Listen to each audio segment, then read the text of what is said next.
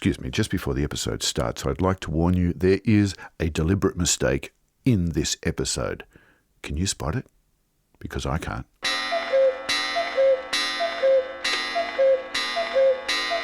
It's 6 a.m. This is when the birds are most active, and it's when I'm least active. If there were a house fire, I wouldn't make it out. Until my Achilles warm up, I can only hobble. Even my hair is so compressed and matted you could bounce a Weet-Bix off it. But at 6 a.m, the birds are active. And if I want a rock warbler and I want to get my numbers up, if I want to connect and feel again, I need to get into the day. Keith Branwood. Any birder worth his salt who comes into New South Wales and doesn't go away seeing the rock warbler's got to feel pretty depressed, I would reckon. Must have coffee. Cannot function without coffee. Coffee and paper. Sport first. That's what my dad did. That's what my son does. And that's what I do.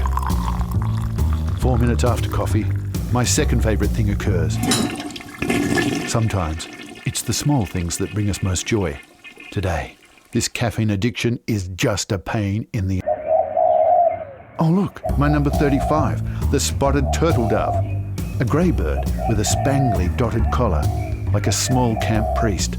Forgive me, Father, for I have sinned, darling. I'm late. My addiction to a ritual has made me tardy. As you get older, the strides get shorter, but the facial expressions get larger. Keith is waiting. He looks agitated, but he's not. He's entertaining himself, watching a pair of red-rump parrots arguing over a tree hollow. Birdwatching means you always have something to do, i.e. watch birds. Graham Pizzey says in Journey of a Lifetime, page 9 of his foreword, no matter where I travelled in this stupendous land, I was not a stranger. I was among familiar things. The rental market in Sydney is very tight. Worse for birds like the red-rump parrot that need tree hollows. Red-rumped, originally called grass parrots, male aquaback red-rump, liked a bit of slap and tickle. The female brownish in colour. Ladies and gentlemen, Walter Bowles. As a rule, if you have a species where males and females look different, the males tend to be brighter. But many species, the sexes look the same. Red-rump parrots enjoy grassy areas surrounded by trees so they can forage close to their apartment. They're on an eternal picnic. I just wouldn't fit into their world. Hate confrontation and I dislike picnics and window shopping. If I was a bird, I probably would be an ibis, Australian white ibis, because I'm quite sloppy and, as you can see, dishevelled, and, you know, I'm an opportunist. But what bird do you think you would be? I must admit some of the larger parrots are quite fun because they have this sense of play. I haven't even jumped into Keith's car yet, and I've ticked my 35 and 36, the red-rump parrot. There's 37, a cattle egret. Egrets, I've had a few. 10 of them are following cows around a paddock like obsequious manservants. A number of small birds learn to follow someone larger. The cattle egret, for instance. A lot of things will actually follow lyrebirds when they're feeding. So that's why you get the name pilot bird for the one, because a small bird tends to follow them. But I've seen whipbirds following them. I've seen scrub wrens of several species following them. So they locate a lyrebird that's ripping the ground apart, and then they just run around the feet picking up the... They're quite destructive, aren't they, lyrebirds, the way they forage around and scratch the surface? They can be. 38, the straw-necked ibis. Greyish in colour, preferring drier areas to their cousins, the Australian white ibis. Although, as Walter Bowles says... In Brisbane, apparently, both species are moving into town. And you certainly see both species together quite a bit. Straw-necked ibis tends to like somewhat drier areas. They're just as sloppy as white ibis when they flock together, like loose threads hanging off an old jumper. Occasionally a white ibis will flock with the strawnecks, the only white guy in a soul band. This is like bingo for birds. Number 39, look out Poland. 39, a pair of masked lapwings, or the 24-hour party bird. They never sleep, masked lapwings. And now, Judy Harrington. I'm a park ranger at Sydney Olympic Park. Would you actually say that the masked lapwing constructs a stupid type of nest? Well, it doesn't construct a nest at all. It just lays it on the ground. We had a wonderful one up here. We put some hazard flagging around it because it was right up here in the middle of where every person picnics. And of course the birds shrieked and carried on and chased everybody. So we just put a little safety fence around it, and the bird just sat there in the middle quite happily until its eggs hatched. But not sure where the chickies are, if they're successfully raised. So I suppose, in a way, being aggressive actually makes up for the fact that they pick the most ludicrous spots to lay their eggs. That's right. So they rely on camouflage and then aggression to chase off predators. Number 40. At 40, that biological clock is ticking. Galahs. Then we enter... This is Weenie Creek Reserve, which is in Wallamai National Park. rock warbler country. It's an important bird from a birdwatcher's point of view. Especially if you're a lister, you need to get the endemic species in a country, you know. And we have a lot here, but this one is endemic just to this state and just to this very small area, which is, I think it's about 100 kilometres radius of Sydney you get the bird. But instead of rock warblers, we see 41. At 41, no more acting jobs for women. 41, the bell miner. I've heard them before, but I've never seen one, not until now. Well, I think they're bad-looking birds. I think all the miners are. Some people think they're quite good, but I think they're ugly, actually, you know, with that black line through the face. Very aggressive. All of them, yeah, all of them. Well, can't bell miners live in groups of up to around 200, can't they? Or something, they're big colonies of them. Well, they are, but they're hard. I would think they'd be hard to count. Have you ever tried to count them? No, I can't. I don't like to... Kookaburra up there, look on the right. Look at the baby wood ducks. 1, 2, 3, 4, 5, 6, 7. Oh, they're beautiful. Mama's taking them away. 42, Australian wood duck. 43, gangangs. Okay, you've just alerted me to a pair of gangangs. Yep. I mistook them You for... mistook them for a king parrot, yes, Steve. Why? Because male's got some red on it, but not on its head. It's just basically on this lovely, what I call a Tony Curtis, not a Tony Curtis, a Tony Curtis haircut. They both have one. The female's got a nice little grey one, but the male's got that spectacular red Tony Curtis. Are they monogamous? As far as I know, they are, yes. I had to think what monogamous was then. See, yeah. Well, I'm an English teacher by trade, so I use big words. 44, Eastern Rosella. 45, the amount of seconds it takes a man to have sex. Lewin's honeyeater. 46, the white-eyed honeyeater. We see a black-faced cuckoo shrike. I already have that, but Keith provides some background on their eccentric wing-folding routine. That's one of the things about the jizz of that bird. Every time it settles, we didn't see it then because it's in the trees, but black-faced cuckoo shrike, it settles its wings. In other words, lifts them up and places them down about 4 times. It's like they're doing the Macarena.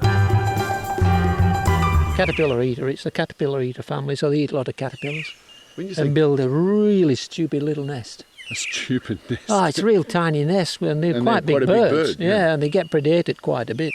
Fall out of the nest, onto the floor. 47 is a grey fantail chucking a brown eye.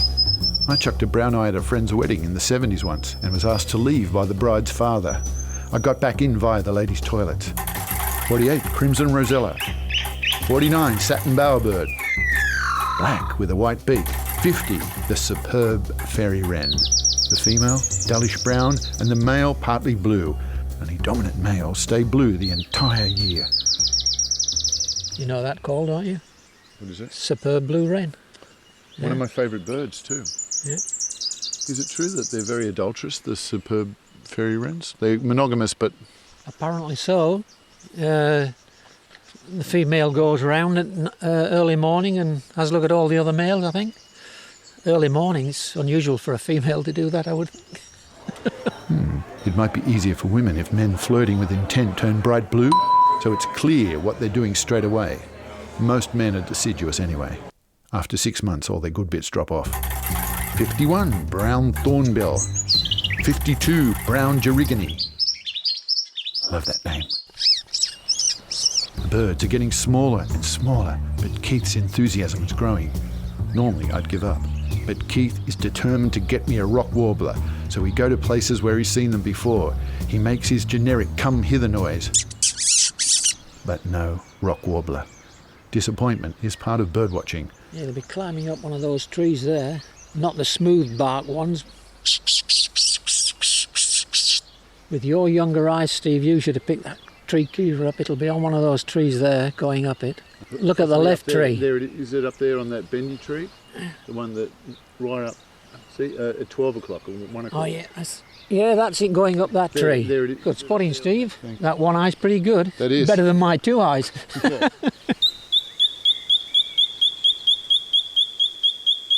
I've already ticked somebody else's white-throated tree creeper, but I would not have seen this one unless Keith told me where to look. Must get better at the calls. Knowledge opens doors. Note to self, don't use a plural when a singular will suffice. 53, Wonga Pigeon. It's very much like a footballer. Have you seen it? It's got a football shirt on, the big V. Like a No, it's a tick for me, the Wonga pigeon. Well, let me just move forward. You might get it better. 54, Common Bronzewing. Birdwatching is like the French Resistance. For instance, if you want to see a bushstone curlew, there is always someone who'll find a number for you to ring. Then you go to a certain place at a certain time, and a mysterious person will meet you at 6 a.m. in Tamworth in a car park and show you a bushstone curlew. Birdwatchers smuggle you out of familiarity and repetition. We come upon a lagoon. 55, dusky wood swallows having an argument. 56, darter or snakebird. 57, crested grebe, a bird with an eccentric hairdo. 58, whistling kite. 59, swamp harrier. It's got a white rump, like someone just stole its swimmers. 60, Pacific black ducks. 61, grey teals. 62, great cormorant. They have yellow on their face like they've had their head in a packet of twisties. 63, little black cormorant. 64, pied cormorant. 65, pelican. But still no rock warbler. Lunch. Feta, cheese, olives, tahini, sourdough rolls. And a cup of tea. So we return to rock warbler country. Any birder worth his salt who comes into New South Wales and doesn't go away seeing the rock warbler's got to feel pretty depressed, I would reckon. Even though we are on the bitumen, we drive one tyre off the bitumen, one tyre on it. We may have to pull over and confirm a bird at any time, so it's best to be ready. Anticipation is not always a comfortable place to be, but when a door is ajar, it's quicker to catch whatever serendipity you can grab. I must admit, I am relieved that we're spending so much time in the car and not walking. Hate walking. If only the smarter birds had an espresso machine. I'm getting that dull headache you get from caffeine withdrawal. That's why you dragged me out here to Windsor at 6 a.m, but it's now, I beg your pardon? 12 o'clock. You left 6 a.m, you got here about 8:45. Then suddenly, bingo! I have my 66 clickety-click one short of the devil bird. There he is on the road. Yeah, that's it, look. So why should I be as excited as you about the rock warbler? Well, you should be more excited than me because you've seen it for the first time, I reckon. He's seen this bird 100 times, but this enthusiasm is like he's seeing it for the first time. It's got that special jizz there, hop, into the bushes. There he is, he's but still there. Special jizz like, that long tail which he just switches about a little bit. But a lovely warm brown colours on the top and this lovely warm, it's not really rufous, is it? Very pale rufous on the belly and the chest. He's wearing a little waistcoat. Well, it does stretch a bit lower down the waistcoat between his legs, I think it goes, actually. Then it strikes me. Graham Pizzi is right.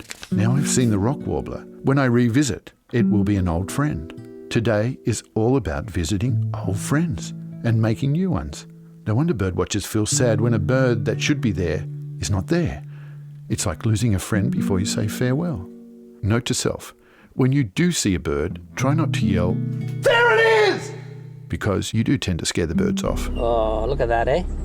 It's the rock warbler. It's the rock warbler. Mission accomplished, Steve. Thanks, Keith, for persevering and ticking me a rock warbler, because often when you return for something, it's already disappeared.